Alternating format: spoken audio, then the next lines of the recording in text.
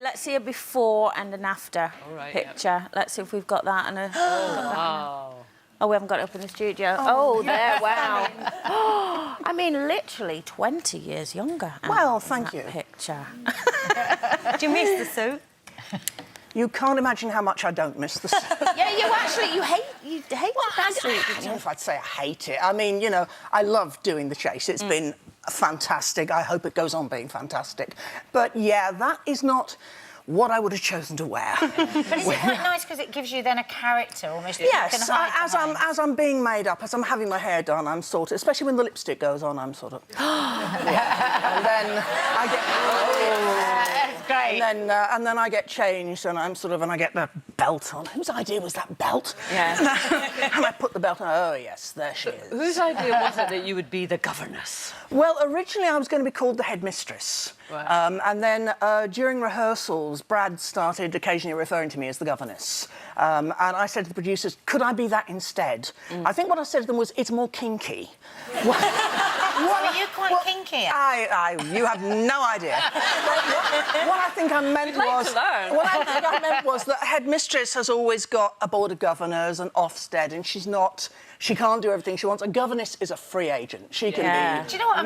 You missed your vacation. You are an actress. Yeah. Inhabiting the character 100%. Thank you. It's an amazing story as to how you came to be the governess, isn't it? Yeah, I mean, I started out as a journalist. Around about 1990, I realised I was sick and tired of being edited, so I wanted to do the editing. So I moved into publishing and did copy editing and proofreading. And the problem was, I gradually, for a long time, I didn't know what the problem was, but I gradually realised I had trouble multitasking. And if an editor rang me and said, is that job going to be ready on time? The answer would be, well, 20 seconds ago it was due to be ready on time, but now you've rung me, and now I've got to get myself back into that space where I was editing. This could take hours. Please don't do that again. And a lot of people just didn't get that, which, fair enough. And then around about 2003, I happened to see a TV programme about little autistic boys, and something about it just kind of clicked, and I thought, you know, there is something about the way those boys are behaving that reminds me of me now and of me when I was a child. And I started researching Asperger's syndrome and high-functioning autism, which are essentially the same thing, except you get diagnosed with high-functioning autism if you didn't learn to speak at the normal time. And as far as I know, I was talking at the normal age. And I started reading about it, thinking, that's it. That's what it's been ever since I was a child. And you went and got fully diagnosed? I did. That took about 2 years to find someone who was qualified to diagnose. Eventually, I went to a doctor who specialised in people with special needs. So I went up to the reception desk and I said, Anne Hegerty here to see Dr. Saroj.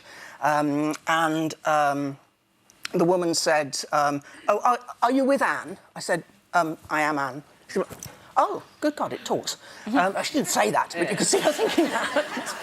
Was there relief to have a name for something? Well, there was, because the thing is, it's a syndrome, so it's a whole load of various behaviours that, I mean, the only thing they ever had in common was they were all things that I did, even more as a child, and they were all things that nobody could ever explain why I did, and they were all things that nobody else did.